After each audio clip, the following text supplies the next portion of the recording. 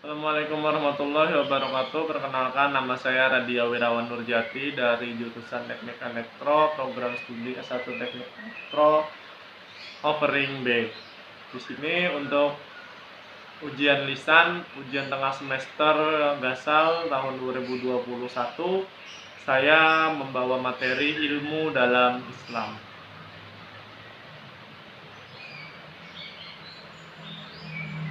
Apa itu ilmu? Ilmu berasal dari kata Arab ilmu, yaitu masdar dari kata alima, artinya tahu. Menurut bahasa, ilmu ialah pengetahuan. Artinya dari kalau kita melihat arti katanya, ilmu itu artinya tahu. Sedangkan kalau berdasarkan istilah dan tata bahasanya, ilmu itu bisa berarti sebagai pengetahuan. Pengetahuan ini kemudian bisa kita bagi menjadi dua macam. Yang pertama, pengetahuan biasa yang disebut knowledge, yaitu pengetahuan umum tentang hal-hal yang biasa sehari-hari, misalnya cara makan, cara minum, eh, tempat tinggal kita, jalan-jalan di tempat daerah kita, itu bisa kita sebut pengetahuan umum, yaitu tentang sesuatu yang sehari-hari kita lakukan. Kedua, pengetahuan ilmiah atau yang sering disebut sains atau ilmu pengetahuan.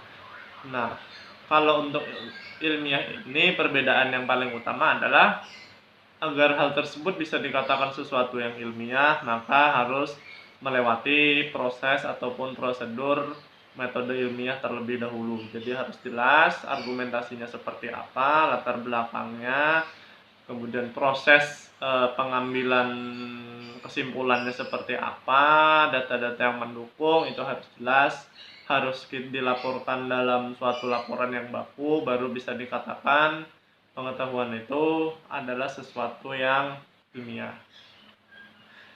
Kemudian pentingnya ilmu dalam Islam. Kata ilmu dalam Al-Quran merupakan kata kedua yang paling banyak disebut dalam Al-Quran, yaitu 854 kali setelah kata Allah 2699 kali. Hal ini seharusnya sudah menjadi jawaban tentang seberapa pentingnya ilmu dalam Islam. Artinya subjek yang paling sering dibahas di Al-Quran setelah Allah atau Tuhan adalah ilmu. Di sini kita seharusnya sudah bisa melihat betapa pentingnya ilmu dalam Islam. Yang kedua, ada hadis yang diriwayatkan oleh Tirmizi, artinya sebagai berikut. Dari Anas bin Malik radhiyallahu an berkata, Rasulullah shallallahu alaihi wasallam bersabda, barang siapa yang menuntut ilmu maka dia dianggap berjihad di jalan Allah sampai dia pulang.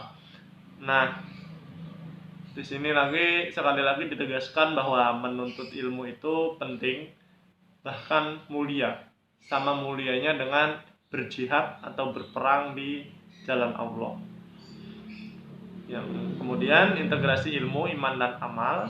Ilmu itu harus kita integrasikan dengan iman dan amal agar dapat bermanfaat. Dalam ajaran Islam, ilmu dan amal merupakan satu kesatuan yang utuh, tidak dapat dipisahkan antara satu dengan yang lainnya. Hal ini berarti kita tidak bisa menggunakan ilmu tanpa iman, iman tanpa ilmu, ataupun ilmu dan iman tidak diamalkan, tidak akan ada manfaatnya. Ilmu tanpa iman bisa jadi sangat berbahaya, iman tanpa ilmu begitupun juga bisa justru merugikan kita dan orang lain. Kemudian ilmu dan iman, meskipun kita menguasai keduanya, jika tidak kita amalkan, ya apalah gunanya.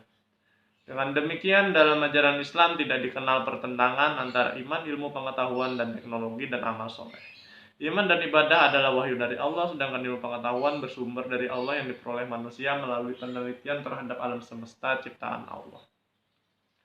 Pandangan Islam terhadap kemajuan iptek, Islam memberikan perhatian yang sangat besar terhadap ilmu pengetahuan, karena hal ini berkaitan dengan pentingnya fungsi ilmu pengetahuan. Hal inilah yang memicu kemajuan iptek pada masa kejayaan Islam.